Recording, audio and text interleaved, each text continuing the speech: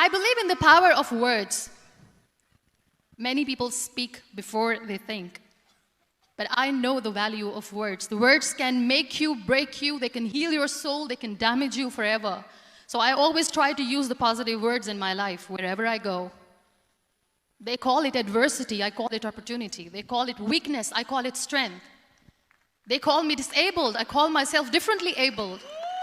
They see my disability. They see my disability, I see my ability. There are some incidents that happen in your life, and those incidents are so strong that they change your DNA. Those incidents or accidents are so strong that they break you physically. They deform your body, but they transform your soul.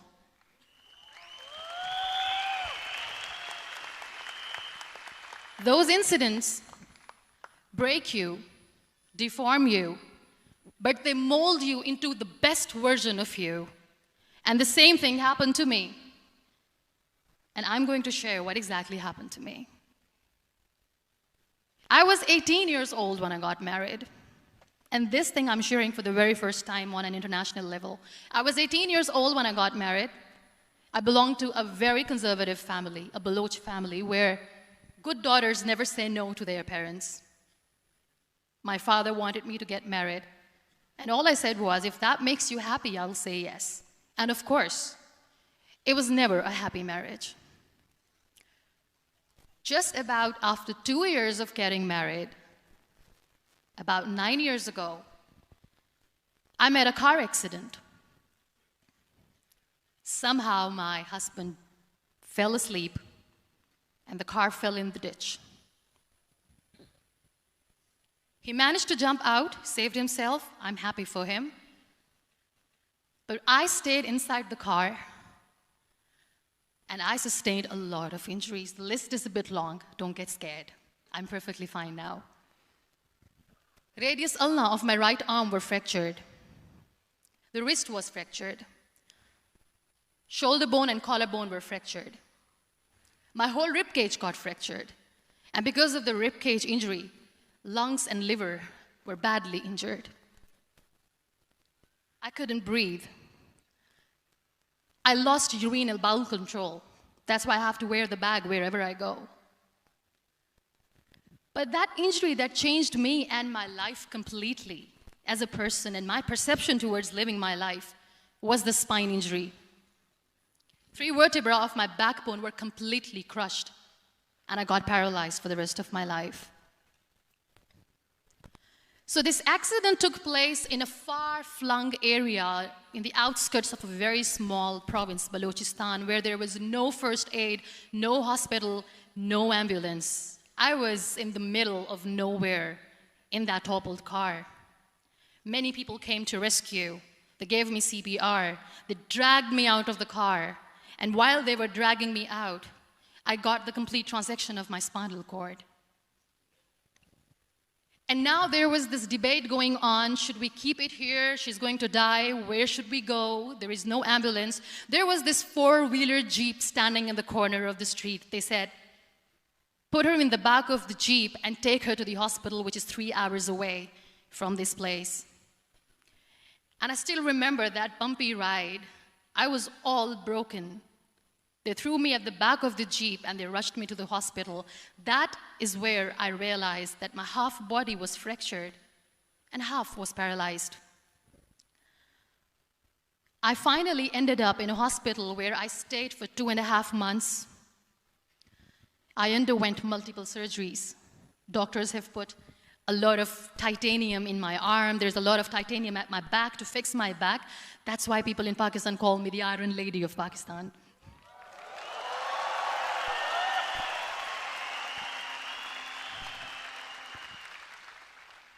Sometimes I wonder how easy it is for me to describe all this all over again.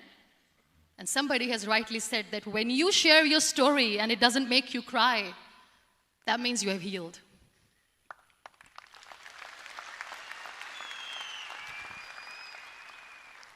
Those 2.5 months in the hospital were dreadful. I will not make up stories just to inspire you. I was at the verge of despair. One day, doctor came to me and he said, well, I heard that you wanted to be an artist, but you ended up being a housewife. I have a bad news for you. You won't be able to paint again because your wrist and your arm are so deformed, you won't be able to hold a pen again. And I stayed quiet. Next day, doctor came to me and said, your spine injury is so bad, you won't be able to walk again. I took a deep breath and I said, it's all right. The very next day, doctor came to me and said, because of your spine injury and the fixation that you have in your back, you won't be able to give birth to a child again. That day, I was devastated. I still remember, I asked my mother, why me? And that is where I started to question my existence. Why am I even alive? What's the point of living? I cannot walk, I cannot paint, fine. I cannot be a mother. And we have this thing in our heads, being women, that we are incomplete without having children. I am going to be an incomplete woman for the rest of my life. What's the point? People are scared. They think I will get divorced. What is going to happen to me? Why me? Why am I alive? We all try to chase this tunnel. We all do this because we see light in the end of the tunnel, which keeps us going. My dear friends, in my situation, there was a tunnel that I had to roll on, but there was no light. And that is where I realized that the words have the power to heal the soul. My mother said to me, this too shall pass. God has a greater plan for you. I don't know what it is, but He surely has.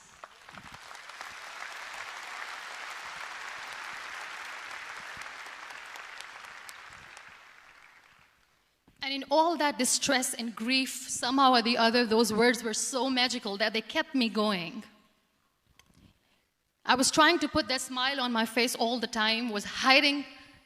It was so hard to hide the pain, which was there.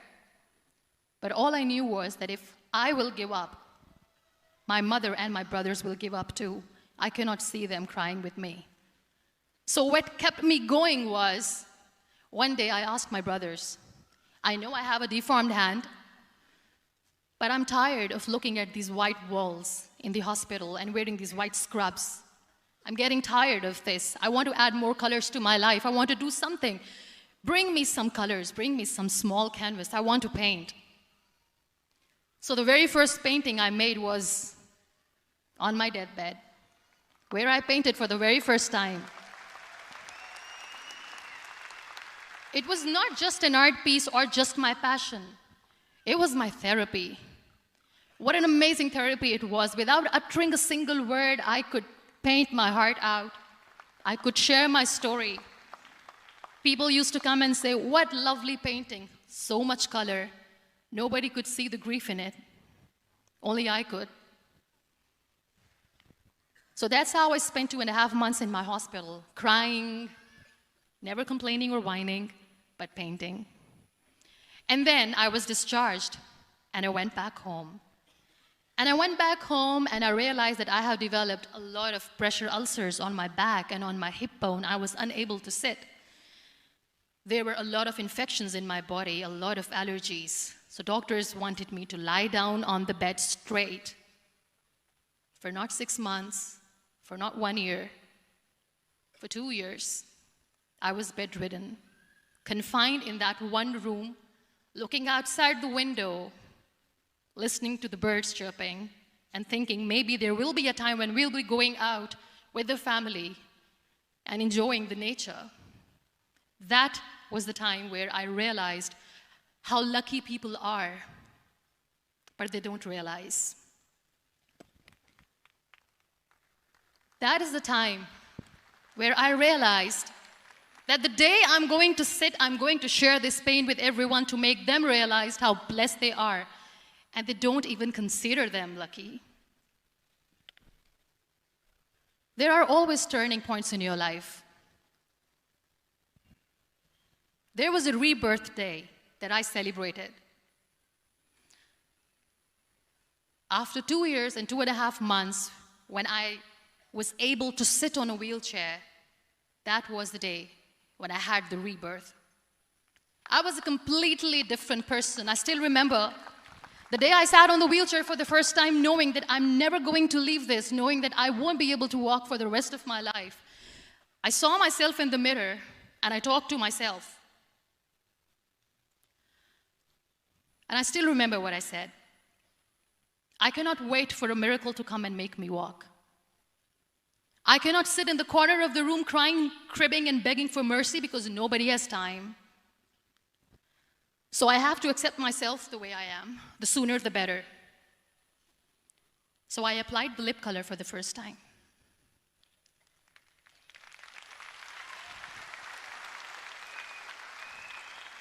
And I erased it. And I cried. And I said, what am I doing? A person on a wheelchair should not do this. What will people say? Clean it up. Put it again. This time I put it for myself. Because I wanted to feel perfect from within.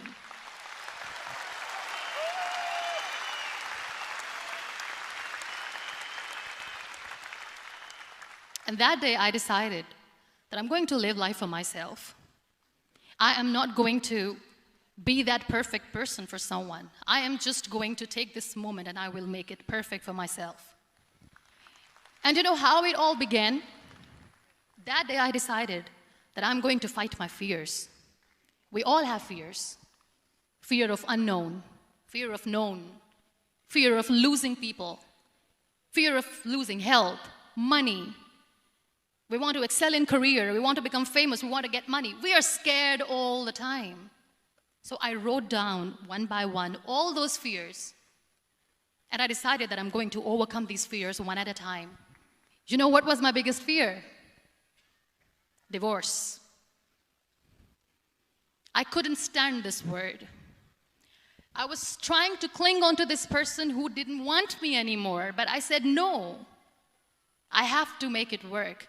But the day I decided that this is nothing but my fear, I liberated myself by setting him free. And I made myself emotionally so strong that the day I got the news that he's getting married, I sent him a text that I'm so happy for you and I wish you all the best. And he knows that I pray for him today.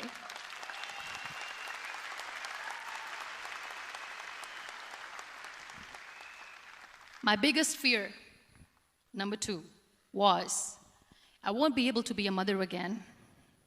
And that was quite devastating for me. But then I realized there are so many children in the world, all they want is acceptance. So there is no point of crying, just go and adopt one.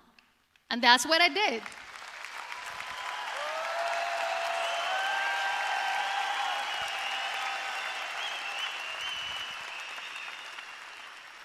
I gave my name in different organizations, different orphanages. I didn't mention that I'm on a wheelchair, dying to have a child. So I just told them that this is Muniba Mazari and she wants to adopt a boy or girl, whatsoever, but I want to adopt a kid. And I waited patiently. 2 years later, I got this call from a very small city in Pakistan. I got a call and they said, are you Muniba Mazari? There is a baby boy and would you like to adopt? And when I say yes, I could literally feel the labor pain. I said, yes, yes, I am going to adopt him. I am coming to take him home.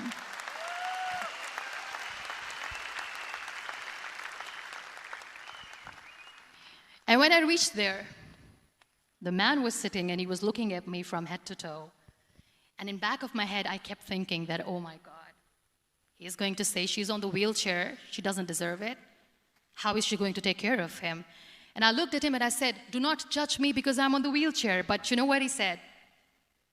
He said, I know you will be the best mother of this child. You both are lucky to have each other.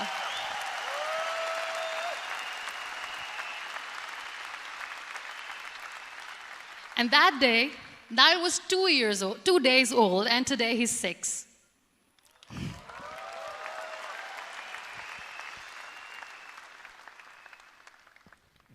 You'll be surprised to know another bigger fear that I had in me. It was facing people. I used to hide myself from people. When I was on bed for 2 years, I used to keep the door closed. I used to pretend that I'm not going to meet anyone, tell them that I'm sleeping. You know why? Because I couldn't stand that sympathy that they had for me. They used to treat me like a patient. When I used to smile, they used to look at me and say that, "You're smiling, are you okay?" I was tired of this question being asked, "Are you sick?" Well, a lady yesterday at the airport asked me, "Are you sick?"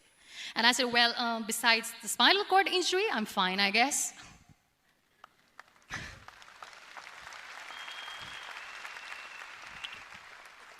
But those are really cute questions. They never used to feel cute when I was on the bed.